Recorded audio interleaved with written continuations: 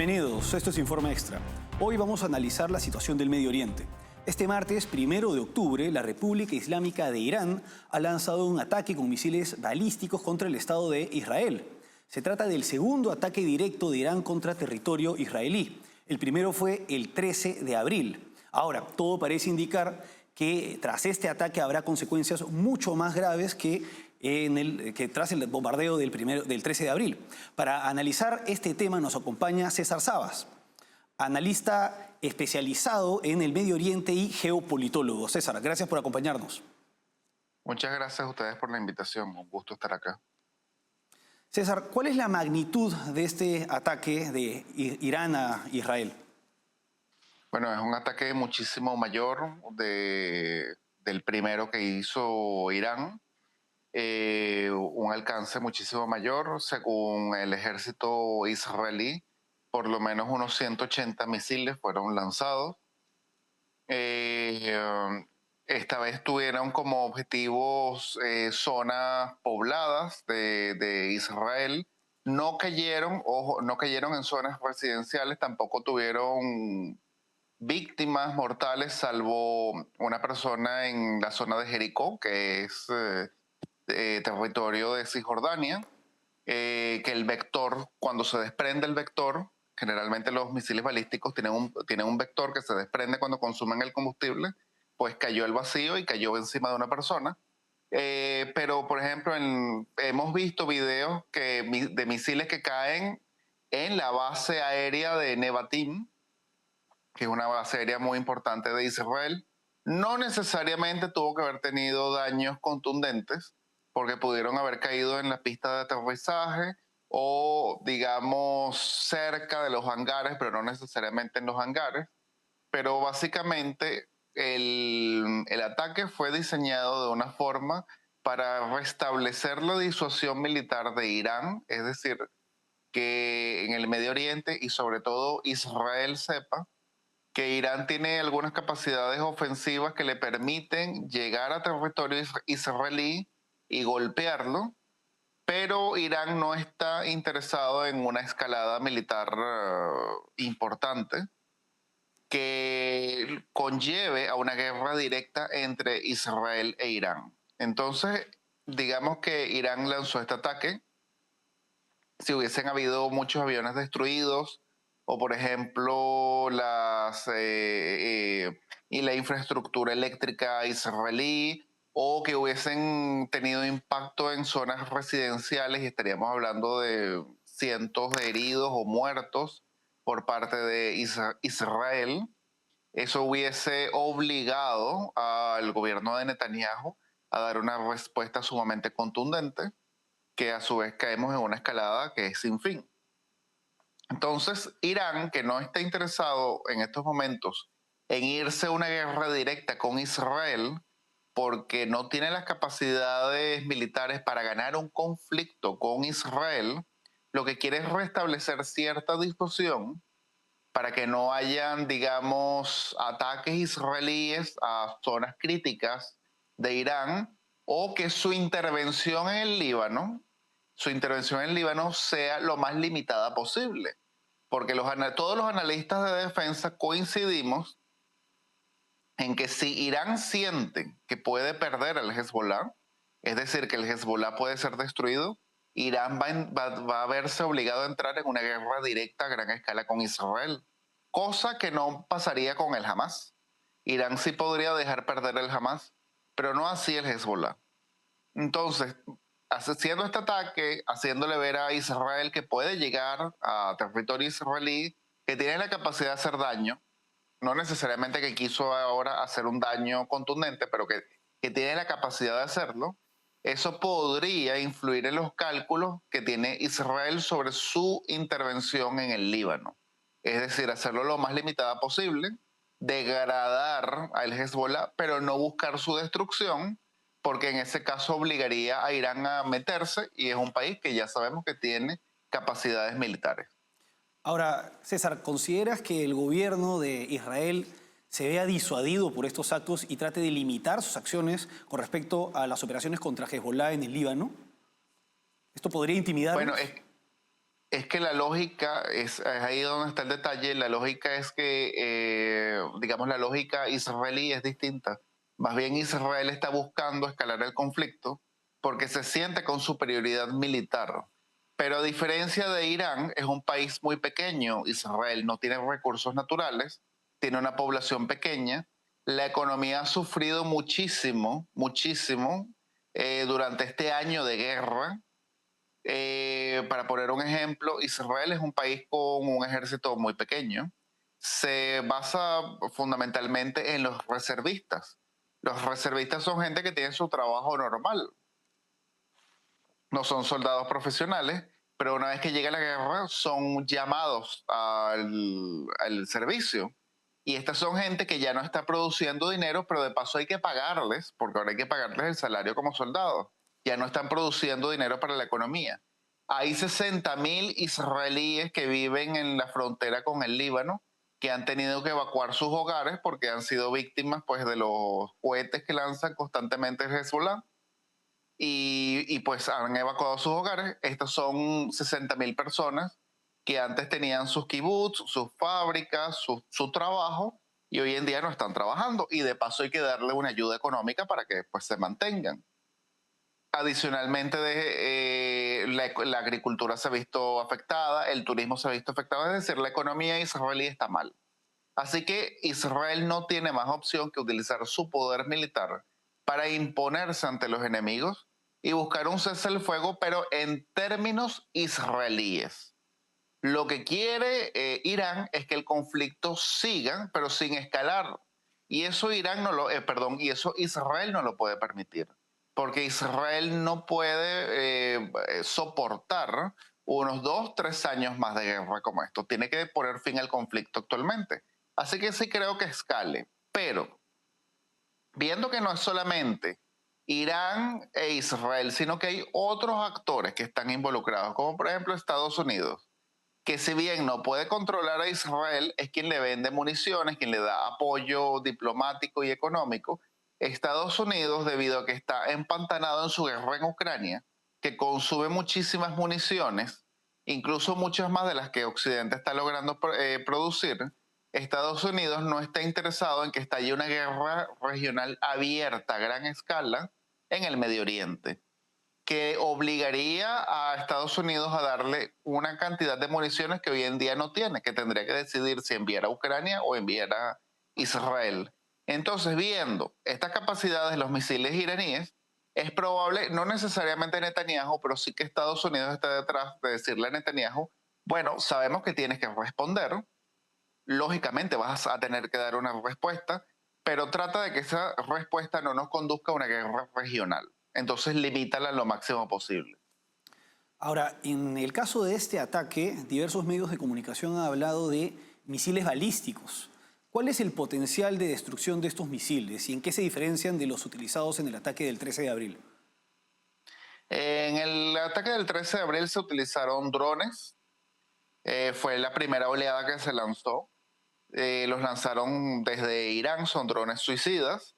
Estos drones pueden ser fácilmente interceptados, de hecho todos fueron interceptados, pero la diferencia es que estos drones cuestan unos $50.000 fabricarlos y el misil con el que se intercepta el dron pues cuesta $2 millones. Entonces, económicamente no es rentable. Pero a su vez, en abril se utilizaron unos misiles crucero que van en vuelo horizontal y son como una especie de un avión, un pequeño avión tripulado que todo su cuerpo es un explosivo y pueden ser dirigidos muy fácilmente. Y también se utilizaron en abril misiles balísticos. ¿Cuál es la diferencia entre el misil balístico y el crucero? Como ya lo expliqué, el misil crucero es una especie de avión teledirigido muy pequeño que carga su explosivo. Es una especie de pequeño avión suicida que va hacia el destino y lo puedes dirigir durante el vuelo. Vuela de forma horizontal como vuelan todos los aviones.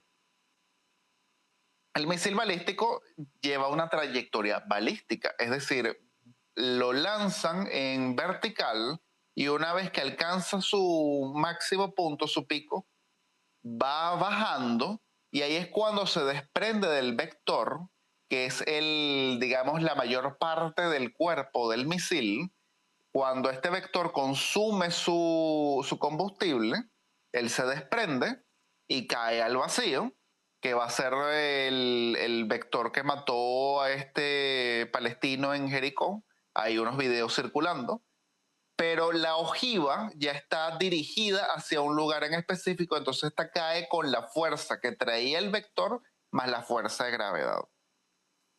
Estos misiles son difíciles de interceptar, pero a su vez hay, digamos, sistemas que pueden interceptar el misil balístico.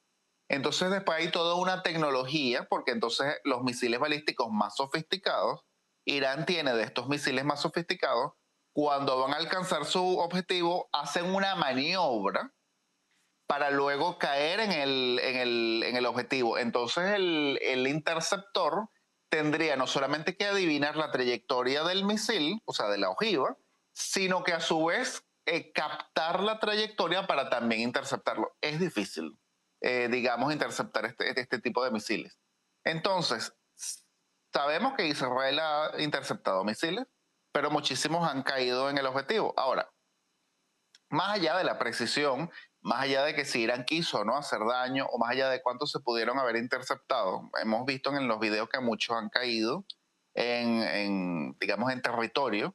Si estos misiles no estuviesen, digamos, estas ojivas no estuviesen cargados con detonantes convencionales, sino, por ejemplo, con armas químicas o con armas de destrucción masiva, hubiesen igual impactado en territorio, aún así no caigan, digamos, en una precisión exacta, y esto hubiese generado una gran mortandad.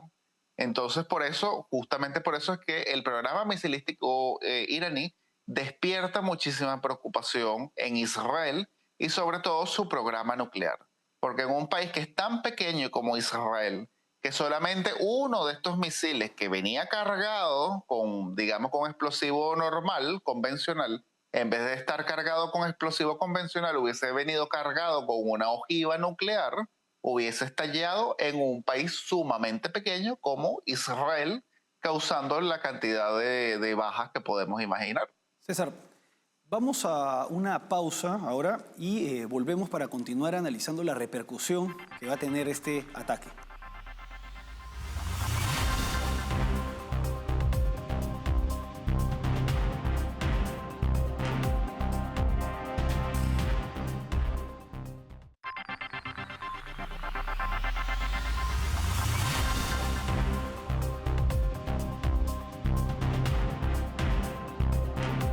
Seguimos en Informe Extra acompañados por César Sabas, geopolitólogo y analista político especializado en el Medio Oriente. César, en el bloque anterior señalabas que, digamos que, mientras que Irán pretende desescalar el conflicto, Israel pretende hacer lo contrario. Y al respecto, el almirante Daniel Hagari, quien es portavoz de las Fuerzas de Defensa de Israel, ha señalado que este ataque tendrá consecuencias. ¿Qué tipo de ataque o de qué manera crees que responda Israel ahora? Bueno, hace unos 2 días Israel hizo un ataque en Yemen, muy importante. Atacó el puerto en Yemen y causó muchísima, pues, destrucción. Pero esto también se ve como un mensaje porque este puerto en Yemen está a 1.800 kilómetros de distancia de Israel. Las instalaciones petroleras iraníes están a 1.600 kilómetros de distancia. Es decir, está todavía más cerca las zonas vitales de Irán, de Israel, de lo que estaba este puerto, que fue igual atacado por Israel. Y cuando los israelíes lo atacaron, dijeron, esto es un mensaje para que sepan que ningún lugar en el Medio Oriente es demasiado lejano para nosotros. Así que después de este ataque, pues bueno, Israel tiene que responder y hay una serie de opciones, un amplio abanico de opciones que puede utilizar. Atacar pues el sistema eléctrico iraní es una opción. Atacar las instalaciones petrolíferas iraníes es otra opción. Y digamos que la cima de la escalada sería atacar el programa nuclear iraní. Por supuesto que esto sería un paso, una escalada muchísimo mayor de lo que fue este ataque iraní, que no causó bajas prácticamente y parece que no hubo un daño militar fundamental hacia Israel. Pero si Israel responde de alguna de estas maneras que yo estoy señalando, obligaría a los iraníes a dar una respuesta, digamos, simétrica. Entonces, en la próxima oleada de misiles, ya los misiles no estarían dirigidos, por ejemplo, a una pista de aterrizaje, sino a, digamos, las plantas eléctricas israelíes. Pueden atacar el acueducto nacional israelí para sabotear a la población civil. O, por ejemplo, podrían atacar la central de Dimona, que es donde se concentra el programa nuclear israelí. Entonces, pues bueno, yo sospecho que en estos momentos, creo que en estos momentos, a lo mejor mientras estoy hablando se está produciendo un ataque, pero bueno, en estos momentos no hay un ataque, hasta donde tengo entendido. Es probable que se esté coordinando con Estados Unidos. Estados Unidos tampoco está interesado en una escalada demasiado importante del conflicto. Así que si bien dentro del gabinete israelí hay halcones que quieren hacer un ataque muy profundo en Irán, hacerle un daño muy profundo y terminar de acabar con el programa nuclear iraní, por ejemplo, puede que hayan otro tipo de presiones externas que obliguen al gobierno israelí a contenerse. Ya pasó en abril cuando Irán hizo aquel ataque, que Israel tuvo una respuesta bastante contenida y es probable que pase en estos momentos. A pesar de que el ataque fue de mayor alcance, también estuvo diseñado como para que no hubiese, digamos, bajas y no le diera muchísimos argumentos a Israel de escalar el conflicto. Ahora, Estados Unidos advirtió que podría darse un ataque y señaló que en caso de que Irán ataque directamente a Israel habría consecuencias graves. Sin embargo, no está, digamos, en la misma línea que Israel, que sí pretende profundizar el conflicto. ¿Qué acción podría tomar Estados Unidos para mantener su prestigio? En vez de no tomar acciones, se esperaría que haría algo en vista de que Irán ha atacado, desafiando las advertencias de Estados Unidos. Bueno, pero es que Irán ya ha sido bastante atacado. En abril pasado, pues un alto comandante de la Guardia Revolucionaria iraní fue volado en pedazos en el propio consulado iraní en Damasco. En estos momentos, pues Israel liquidó, asesinó a Hassan Nasrallah, el líder del ejército terrorista del Hezbollah, que si bien podríamos decir, bueno, pero es que él no era iraní, hay una cantidad de nexos entre el Hezbollah e Irán que nos obliga a los analistas de defensa a considerar al Hezbollah como una parte de Irán. Entonces, digamos que lo que es Israel ha tenido una serie de éxitos militares sumamente contundentes últimamente, que ya Israel no tiene la necesidad de demostrar mayor poder, porque ya, digamos, todo el Medio Oriente ha visto el poder que tiene Israel. Todo el mundo, todo el Medio Oriente ha visto, digamos, la capacidad de ofensiva y de disuasión que ha generado Israel. Y más bien quien estaba desprestigiado era Irán, porque todos decían, bueno, Irán ha amenazado muchísimo, pero no ha actuado. Y está prácticamente dejando solo a sus proxies, a sus representantes, que fue básicamente lo que pasó con Hamas. Pero ya con el Hezbollah se ha visto obligado, aún así no quiere irse a una guerra directa con Israel, a tener que dar algún tipo de respuesta, porque como repito, hay una serie de nexos entre el Hezbollah e Irán que nos obliga a no considerarlos como entes separados. Entonces, creo que Israel y por supuesto Estados Unidos en estos momentos no tienen más que demostrar su poder en el Medio Oriente porque ya lo han demostrado. Y más bien, Estados Unidos tiene algunas debilidades, incluso más allá que Israel, porque tiene una serie de bases en el Medio Oriente que pudieran ser también atacadas. Estoy hablando, por ejemplo, en Siria, estoy hablando, por ejemplo, en Irak. que si el Medio Oriente se desborda, estas bases van a ser atacadas por las otras milicias que tiene Irán en la región, sobre todo en Irak, que tiene prácticamente tomado el gobierno. César, para terminar, ¿cuál es la postura de las potencias sunitas ante esta escalada? ¿Qué postura tienen Jordania, Arabia Saudita? Jordania es la más prooccidental del Medio Oriente. Su casta militar siempre ha sido muy próxima a Occidente y de los países es la que tiene, digamos, las mejores relaciones con Israel, a pesar de que tiene una gran cantidad de población palestina y entonces siempre se ha visto obligado a tener un discurso duro hacia Israel, pero sus actos son lo contrario. Entonces Jordania ha dicho, bueno, yo voy a interceptar en mi territorio todo ataque que vaya de Israel hacia Irán o de Irán hacia Israel.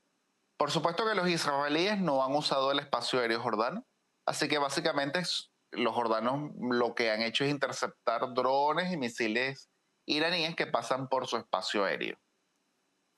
Jordania se declara neutral. Pero otro tipo de potencias, como por ejemplo Turquía, Arabia Saudita es, digamos, el archirrival de Irán en el Medio Oriente. Aparte de Israel, por supuesto, el otro es Arabia Saudita, que se ha visto envuelta en una serie de guerras por procuración, guerras proxies, es decir, Arabia Saudita financiando a grupos e Irán financiando a los grupos adversos. Eso pasó mucho, sobre todo en Siria. Y pues bueno, digamos que el juego de ajedrez siempre ha sido entre Arabia Saudita e Irán en el mundo musulmán. Y a Arabia Saudita le conviene el debilitamiento de Irán y sobre todo el debilitamiento del Hezbollah, porque los sauditas tienen grandes intereses en el Líbano, que desde que el Hezbollah ganó la guerra en el Líbano, se han visto reducidos, porque ahora es el Hezbollah quien, digamos, tiene prácticamente secuestrado el gobierno libanés. Si el Hezbollah se ve debilitado, los sunitas del Líbano, que están en el norte, en Trípoli, que tienen fuertes nexos con Arabia Saudita, podrán reconstituirse y los sauditas van a volver a tener una penetración. Y el otro actor es Turquía, que si bien Turquía también ha tenido fuertes roces con Irán y también son sunitas, al igual que Arabia Saudita, a diferencia de los iraníes que son chiitas, y se beneficiaría en cierta forma, digamos, del debilitamiento de Irán. Turquía no ve con buenos ojos a Israel y sobre todo no puede ver con buenos ojos el poderío militar de Israel. Así que algunos analistas consideran, analistas turcos, que el gobierno de Turquía, en vista de lo que ha hecho Israel, es decir, mostrar su poderío para imponer sus condiciones, Turquía, un ex imperio regional, que quiere volver a ser otro imperio regional, y esto es muy importante, puede volver a caer en una carrera armamentista, incluso hasta desarrollar su propio programa nuclear, para tener una política exterior independiente y sobre todo una política militar, tener injerencia en los países vecinos y tener una cierta disuasión hacia el poder militar que ha demostrado tener Israel. Entonces, pues bueno, básicamente siempre se ha caído, digamos, en un error en el Medio Oriente, que es que el fin de una guerra y la derrota de un oponente ya conlleva la paz y no necesariamente, más bien eso ha conllevado a la siguiente guerra. Entonces, si Irán es derrotado, pues bueno, evidentemente sería el fin del Hezbollah, sería el fin de esta guerra, pero no el fin de la guerra como tal en el Medio Oriente, porque ahora pasaría a ser entre otros actores. Efectivamente, César. Y además de esto, ello implicaría que Rusia pierda importantes aliados en esta región del mundo, ¿no? Pero bueno, es un tema bastante complejo, lleno de subconflictos al interior, ¿no? No solamente es, como señalas, el tema entre Israel e Irán, sino también el conflicto entre sunitas, chiitas, el tema de los drusos, los kurdos, entre otros conflictos en el Medio Oriente que se entrelazan. Bueno, César Sabas, geopolitólogo y analista político especializado en el Medio Oriente. César, ha sido un gusto. Ha sido un gusto para mí también. Muchas gracias. Bueno, vamos a una pausa y regresamos con el último bloque.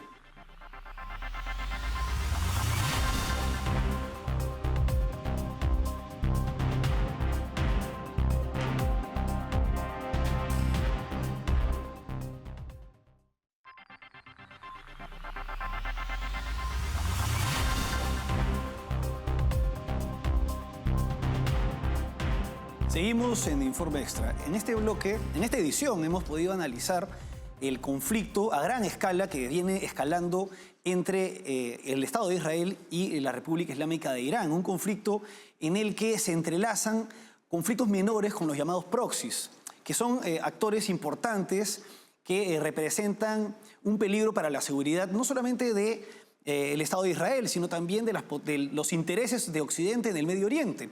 Recordemos que los hutíes, por ejemplo, bloquean el tránsito marítimo a la altura de Yemen. Ahora, este bombardeo que se ha dado este martes 1 de octubre de Irán a Israel ha dejado en segundo plano e incluso ha invisibilizado la noticia que hasta el momento era la más importante en el Medio Oriente, que es la operación Flechas del Norte, es decir, el ingreso de tropas de las fuerzas de defensa de Israel a territorio libanés para enfrentar a Hezbollah, que es uno de los proxies de la República Islámica de Irán. Un asunto bastante importante e interesante que veremos en siguientes ediciones. Hasta aquí, Informe Extra. Gracias por acompañarnos.